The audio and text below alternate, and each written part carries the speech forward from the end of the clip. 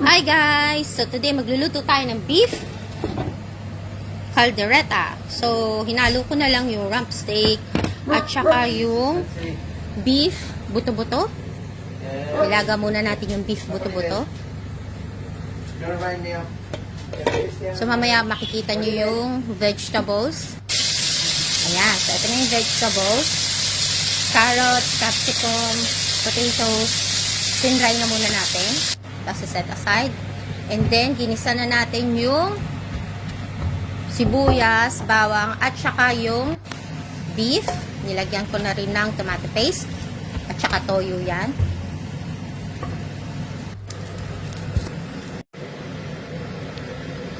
So, ayan. Ito guys. Di ba nagisa na natin yung sibuyas, bawang, tapos yung beef.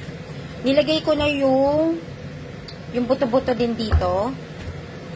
Kasi yung husband ko, ayaw niya ng buto-buto eh. Gusto niya yung talagang pure meat. Ako kasi gusto ko yung buto-buto eh.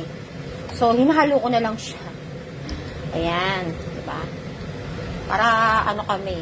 Happy kami parehas. So, nilagay ko na yung tomato paste.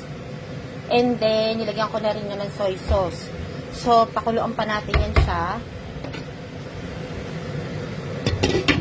Tapos later, lalagyan natin to.